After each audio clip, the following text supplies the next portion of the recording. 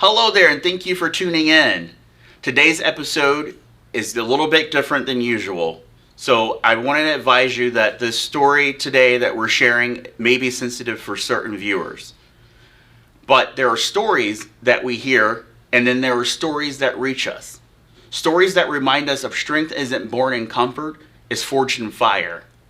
I'm Ricky Robotski, and this is The Ricky Robotski Show, where real people share real stories of struggle, resilience, and the power to rise above what tried to break them. Today we meet a woman whose journey began in pain no child should ever have to understand. At an age when most kids were learning who they were, Erica was learning how to survive. She was exposed to abuse, abandonment, and at only 12 years old, she found herself trapped in addiction, a darkness that promised escape, but only pulled her deeper in. By 19, Erica was married not to safety, not to peace, but to a man that consumed by the streets, a drug-dealing felon. She became a mother of two while her own spirit was running on empty. Every dream she had felt impossible, every spark of hope fading, and yet somehow she's here. Because the world didn't see, what she didn't know back then was that there was strength inside of her waiting to arise. It took hitting rock bottom to realize that rock bottom can be the very foundation you build from. Erica chose life, she chose healing, she chose to break the cycle that tried to break her. Today she stands not as a victim of her past, but as a survivor, a mother, a woman of courage, and a living reminder that no matter how far you fall, it's never too late to climb back up. So today, as we talk about overcoming challenges, I want you to remember this. Sometimes the most powerful stories come from those who once believed their story was over. And tonight, ladies and gentlemen, I want to introduce you to Erica, but before we do it, let's roll it.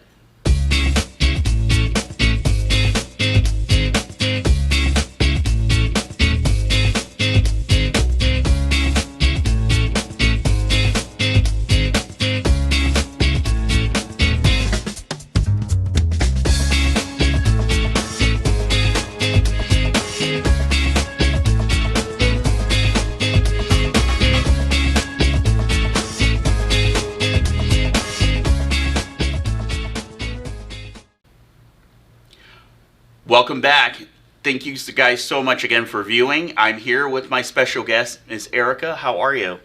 Fine, thank you. How are you? I'm doing well. Thank you so much. And I just want to say, first of all, thank you for being a part of the show. This has been an absolute honor to have you on the show to talk about overcoming challenges. And we hear that your story, you're here to share with us today, a very special story of empowerment and how you had resilience in the face of adversity.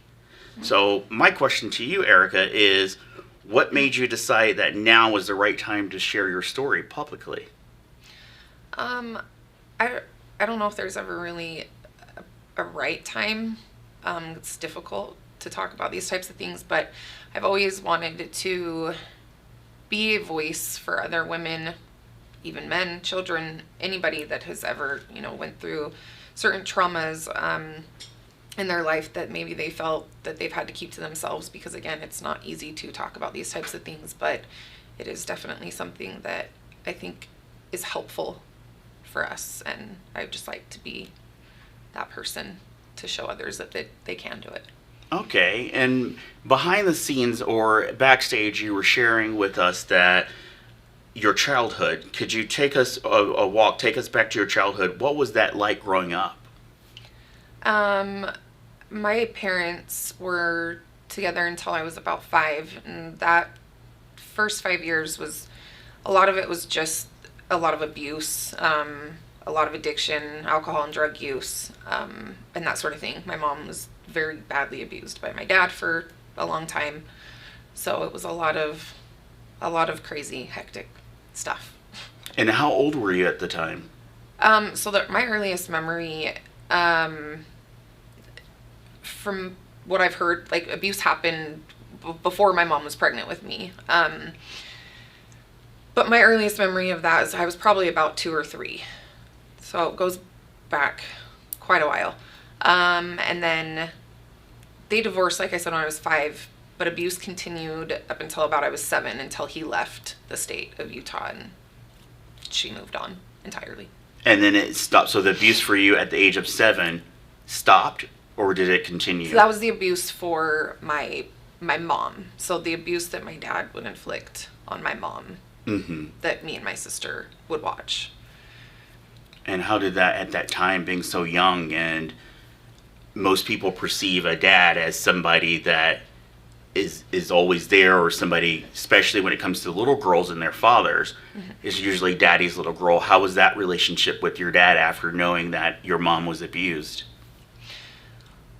Well, back then, it's kind of crazy to think about because I loved my dad so much. And he scared me in those types of moments.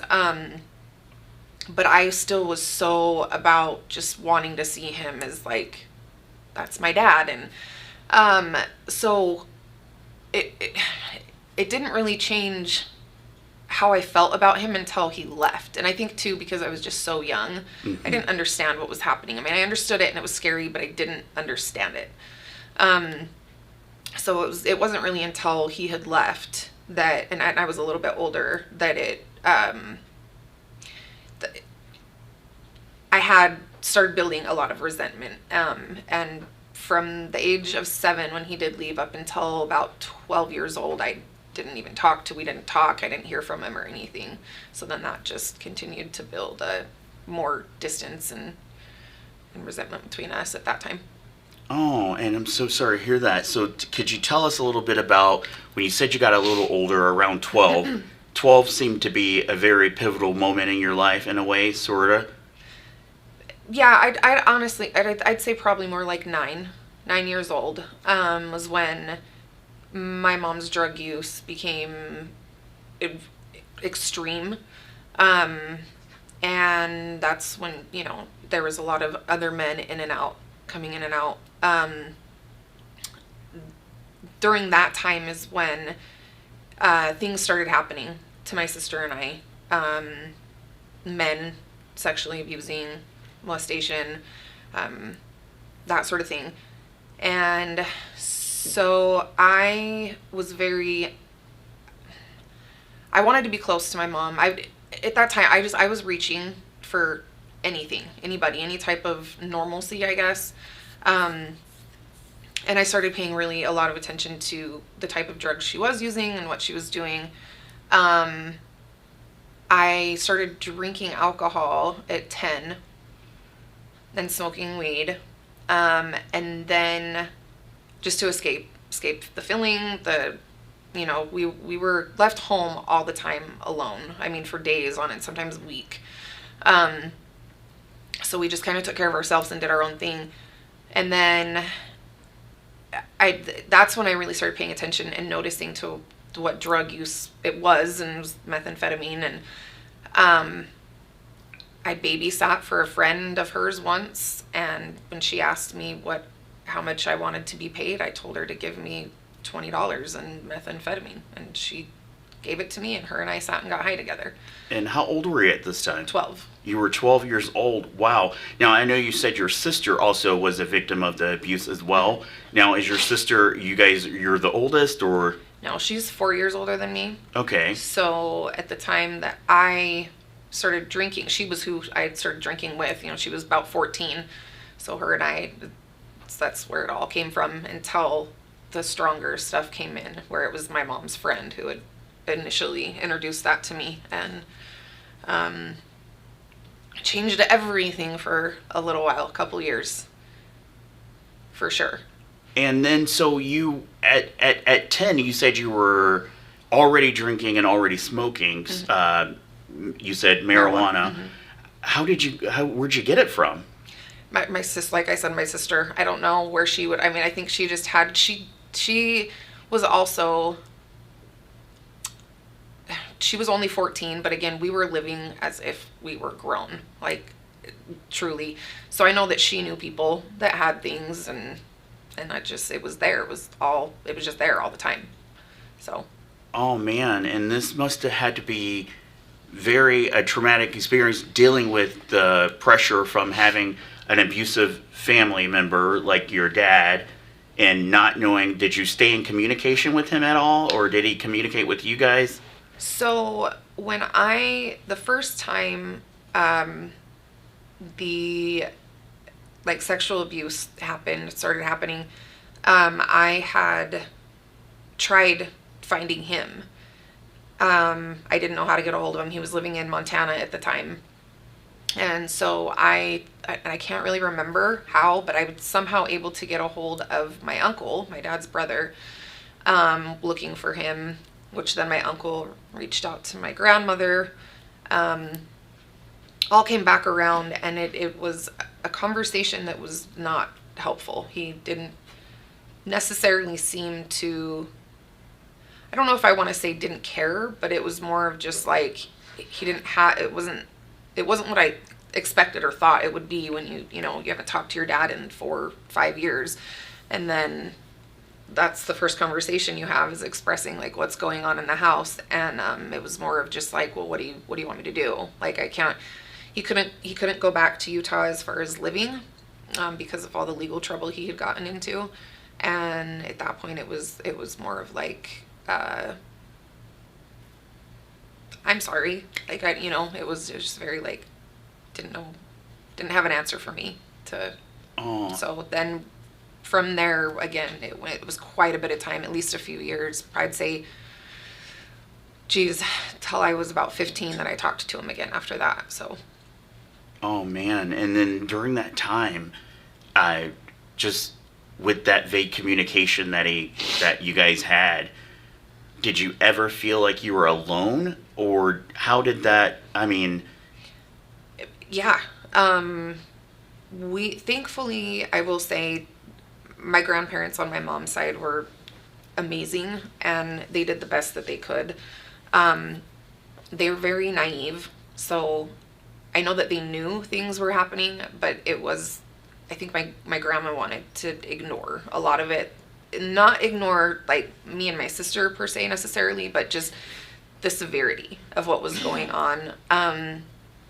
So I am so grateful for them, because if it weren't for them, I really think I would have been in a way worse place. But yeah, very alone all the time.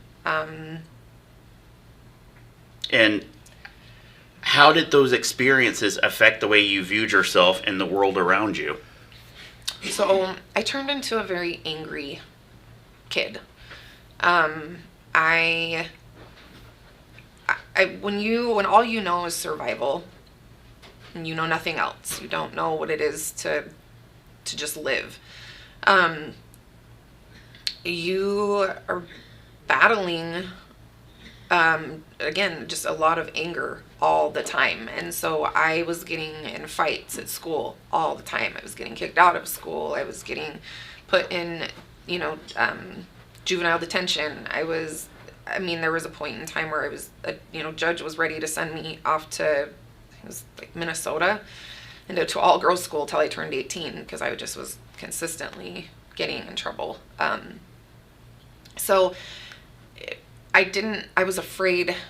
I think I was afraid for people to see the sadness and like fear and that sort of thing, and loneliness that I held inside of me. It made me feel, I guess, like they would think that I was weak, and I felt that I didn't have the ability to be weak at that time. You know what I mean? Like I couldn't be a kid. I couldn't worry about those types of things. I had to just get by and survive. And so I didn't think about it hard all the time, unless, obviously times when I was by myself, I would, I struggled with suicidal ideation and that sort of thing. But and looking back, what do you think young Erica needed the most? Love and stability. But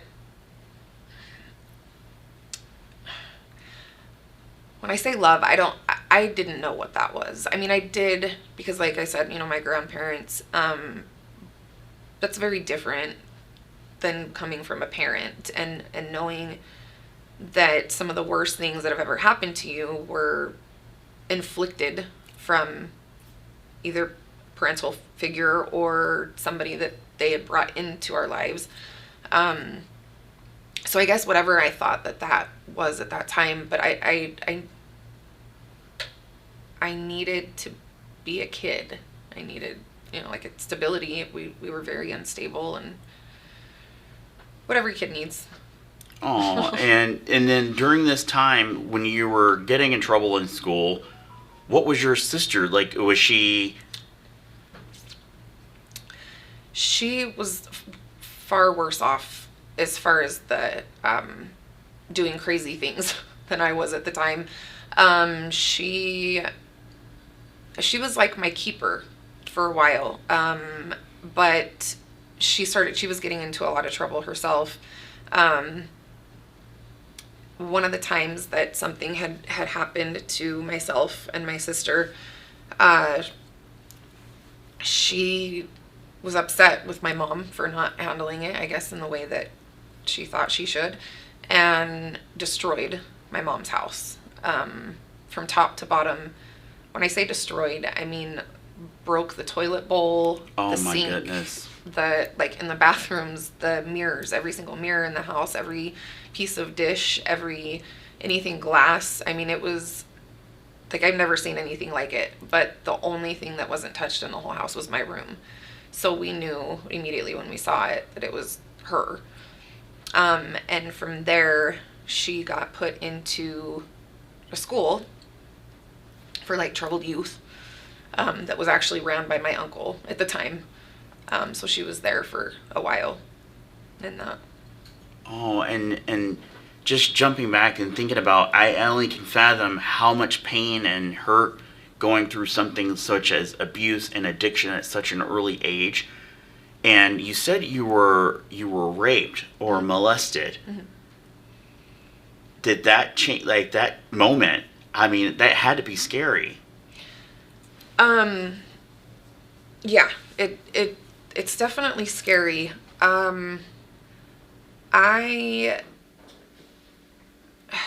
It's hard to say this because it sounds so.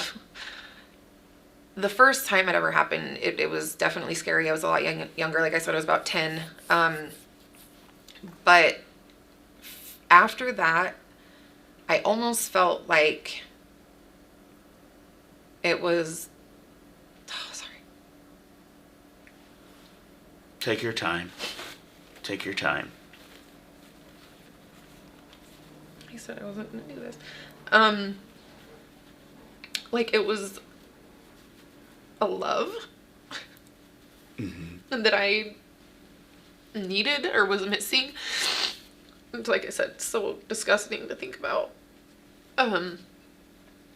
So after a while, I kind of just accepted it, I guess. I didn't fight it. I stopped talking about it and telling people. And I just allowed it to happen. I wouldn't say I was, I wasn't like a willing participant, but it just was normal for a second, I guess. Mm-hmm. So that really messed up my thought process on what sex is supposed to look like, what love is with another person, which then threw me into situations with, men that I tried dating later on in life, mm-hmm. that were not safe or healthy. And so does that play, that in your childhood trauma, does it play a role in currently now in dating? I noticed you said you were dating. How did that affect your dating life? So, I really only had one serious boyfriend before I met my ex-husband. And that was a whole mess, but I was young and it was silly. Mm-hmm.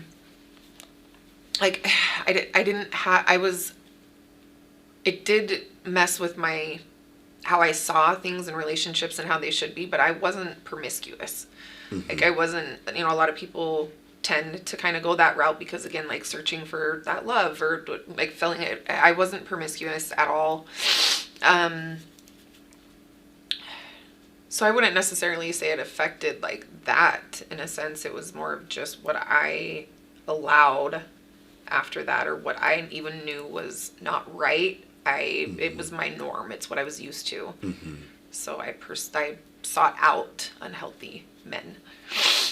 And did you at that time, and you used the word addiction, was that still the addiction? Did that affect anything that, I guess, when you were trying to date?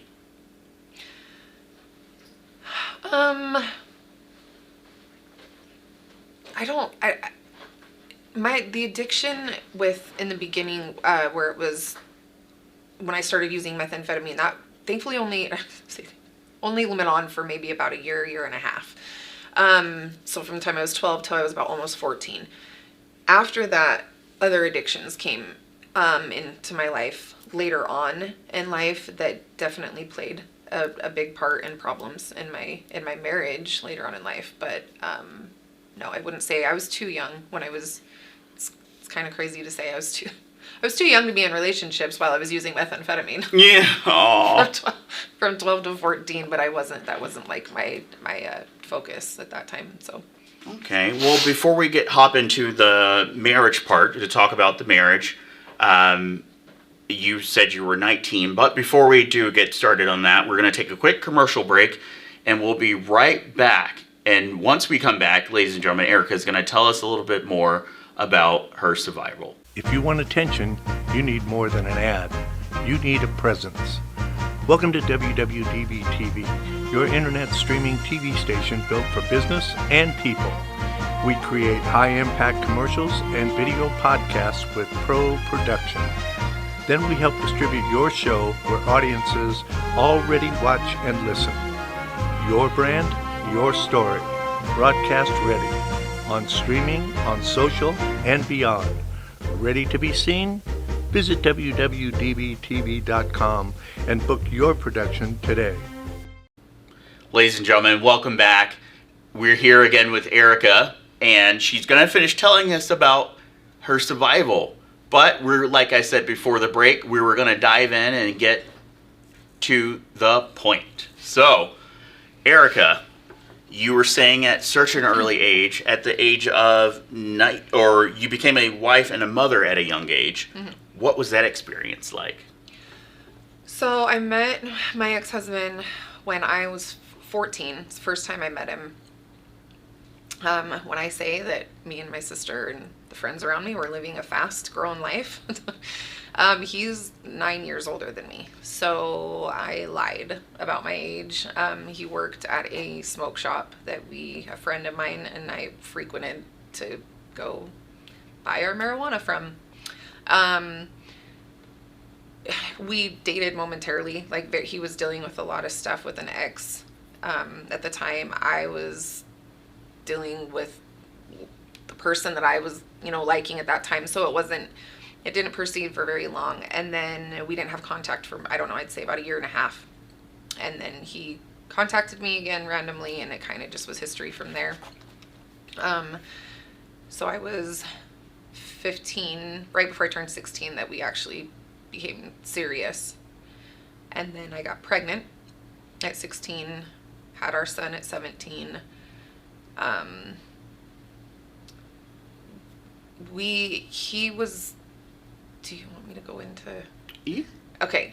So he was, like I said, the ex-girlfriend of his prior, he was dealing with a lot of legal stuff with her. And so the day that I gave birth to our first son, he had court. It was his sentencing for some protective order violations, which should have been a huge red flag for me right there, but and he was sentenced to a year in jail that day. Because I had my son that same day, the judge allowed him to choose to turn himself in 2 weeks later. She said, I'll give you 2 weeks with your newborn son, and I want you to turn yourself in October 1st, 2004. for a 365-day sentence, which he wouldn't even have done the full year if he would have turned himself in, but then he chose not to. And we went on the run for 5 years after that. On the run, like Bunny and Claude on the run. Yeah. Oh my goodness. So Yeah. tell us a little bit. So on the run, first of all, where were you from? Where did you guys live at this time? Utah. Utah. And so I take it you were born in Utah? Mm-hmm. Okay, so when you met him and after finding out and having kids or a kid at the time and finding out his sentence was a year, where did you guys run to? So it was very crazy. I that whole night before that he was supposed to be turning himself in, I did not even have the slightest idea that he was not going to or even thinking about it. And he told me, he just said his dad had died in prison when he was 2 years old, and that he wasn't going to leave his son. And that we were going to get a new attorney and we were just going to figure this out. I'm 17 at the time. I didn't know what, I just was like, okay. So we moved from where we were living at that time. I mean, we like packed up our house within 6 hours, and went and moved to a different house. He knew people. He had a lot of connections. He was also a very well-known drug dealer out there. He knew a lot of people that it was easy for us to move the way that we did, into different places. So that's where that started. And I mean, we were moving like every 3 to 6 months for 5 years. And were you not terrified at all, or Mm-hmm. you were terrified? Yeah, there was lots of times. Well, abuse started pretty early in our relationship. The first time he'd ever put his hands on me, I was pregnant with our first son. And So this is physical abuse. Mm-hmm. Yeah. He was already very like verbally abusive and emotionally abusive, but he hadn't hit me or anything like that until I said I was pregnant with him. I was threatening to move out because of all the legal stuff that he was dealing with, and this was prior to him being on the run because I was pregnant. And I just remember he pushed me from the back, and I landed. I was in the kitchen. I had socks on, and I slipped, went straight forward, and landed on my chin, and it just busted my whole chin open, and all of that. And that's just kind of where that began. So during, while he was on the run and stuff, the abuse got just terrible. Broken noses, broken fingers, that sort of thing. And my family, my mom once had called the police. But of course, as soon as they would get there, I would act like I didn't know where he was or where he was staying, and that he would just pop in and out whenever he felt like it, and I didn't know how to get a hold of him, and because he was on the run then, at that time. So it was a lot of just a lot of lying and hiding, and a lot of illegal things in our life with a young child. That it was a lot of scary times and situations. And this goes, and being so young, but at that time I noticed that when you do start young, you become street smart, and you learn things that most people at certain ages probably didn't know or don't learn. Right. How did this becoming a mother influence the way you thought about your future? Like, you had a kid. So I ended up pregnant with our second at 18. And we went and saw an attorney about this case that he was, running from. And his attorney said, I would highly recommend that you guys get married. Like go to Las Vegas and get married, so that when this happens, it wasn't a matter of if, but when you do get caught up, they won't force her to testify. or charge her with, aiding, abetting, any of those things. You can use marital privilege. So when I was about 6-7 months pregnant with my second, is we went out to Las Vegas, got married, and that was not too long after that. Let's see, I'm trying to think of the timeline. So he had gotten caught up. Somebody had told, somebody had gotten pulled over from after leaving our house and picking up, buying drugs from him. And they had told, who it was and where they bought it from. So we had left. I called my dad. Again, our relationship wasn't great and I didn't see him often, but at that time in my life, we, had gotten a little bit closer. But we had called my dad and we flew him from Washington to Utah. At that time, he had moved to Washington from Montana, and packed up an SUV and drove from Utah to Washington, me, him, and the kids.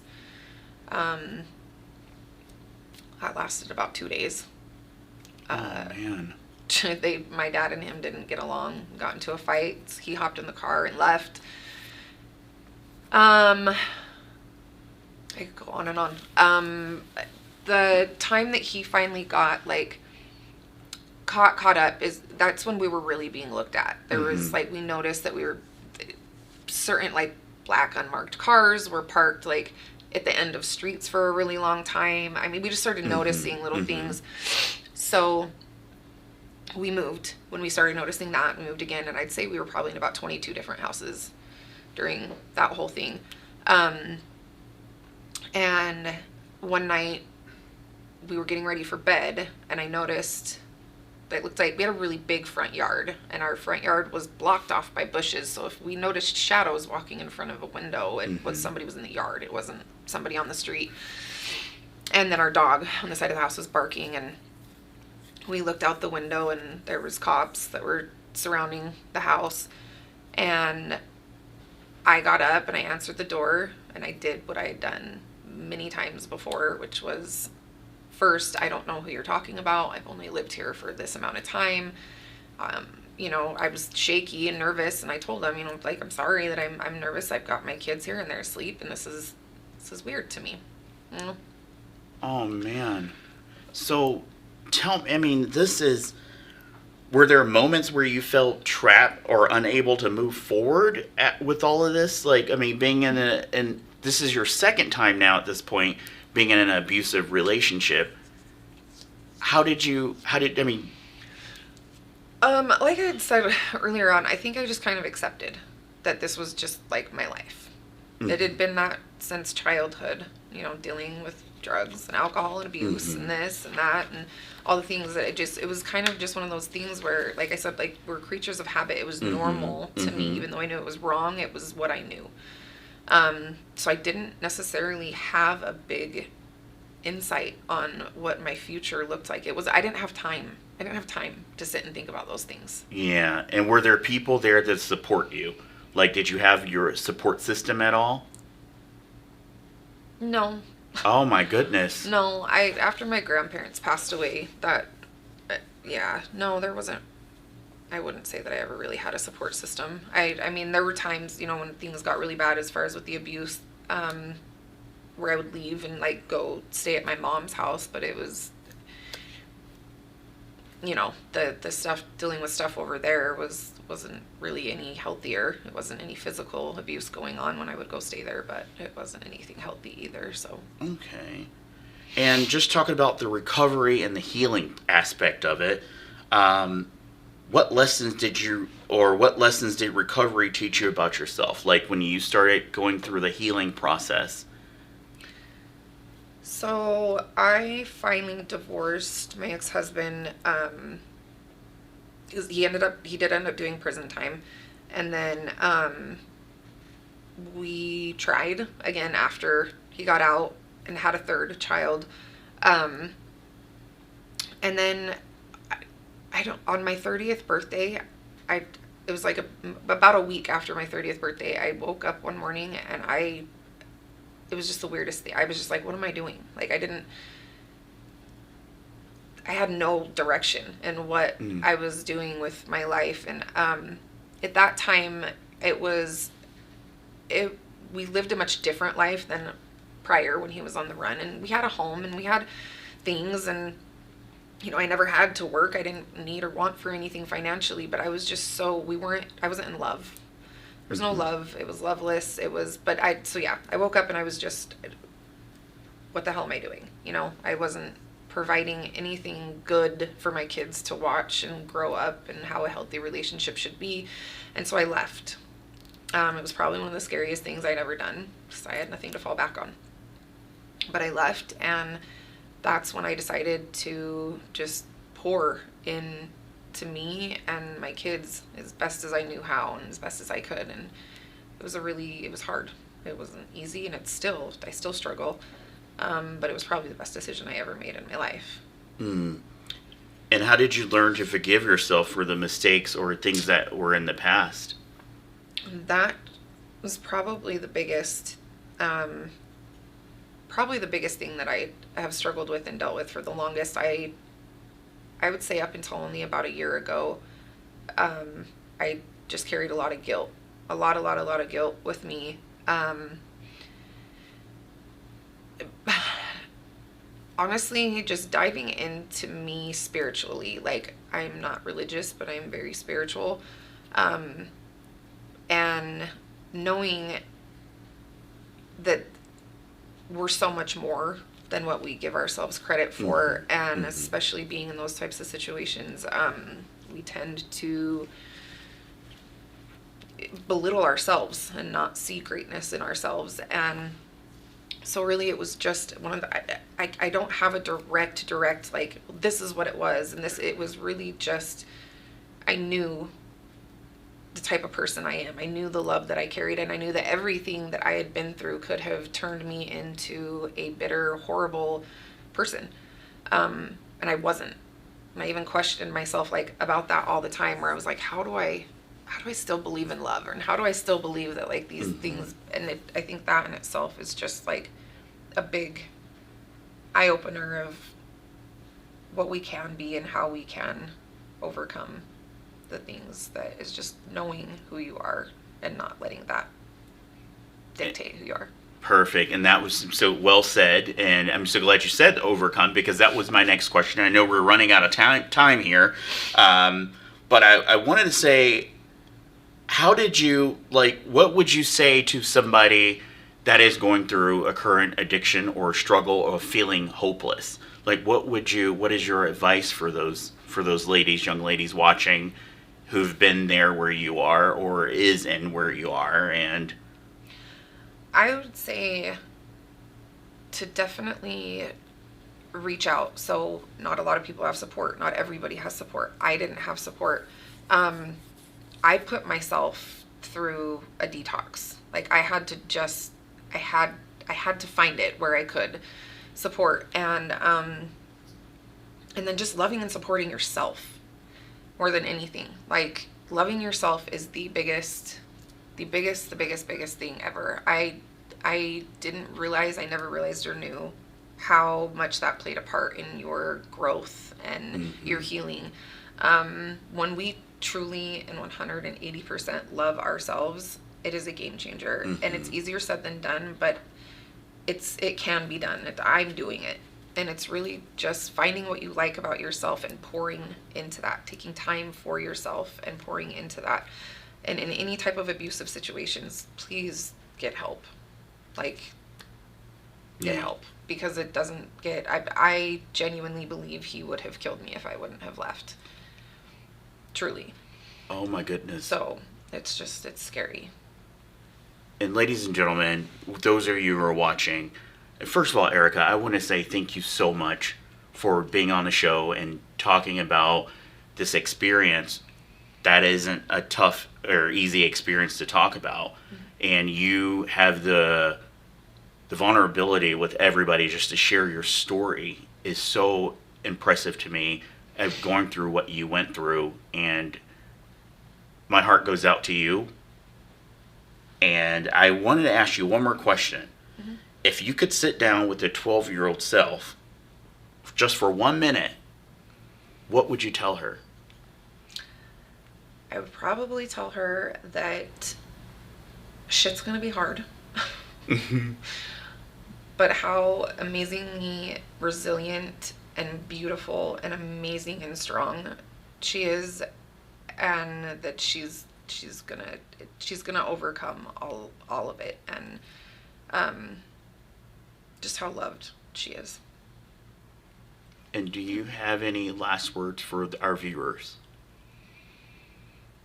Not really. Just like I said, I mean, if you're in anything that's abusive, it's scary, but please, it's scarier when you're not getting help. It doesn't get better. It will never get better. And just seek help. There's so many people that are out there that, for those types of situations. And yeah. Thank you so much. And Erica, I would love to have you back on the show again just in the future, just to talk about certain things. You seem such like an expert with dealing with, I mean, we could go on and on and on about my stories, so yeah. I would love to have you again. So I really want to appreciate you for being a part of the show today, and I hope you have a wonderful time. Viewers out there watching, you can also find Erica on her social media handles. Mm-hmm. Yeah, it's on my so my IG is The Threads Project 17, so THETHREADS PROJECT 17, and that is a nonprofit that I'm working towards helping underserved and homeless youth in Las Vegas. And my TikTok, Erica, ERICA, Shearer, SHEARER. All right. Well, ladies and gentlemen, that is all the time we have for today. Thank you so much for tuning in to another episode of The Ricky Robotski Show. Signing off.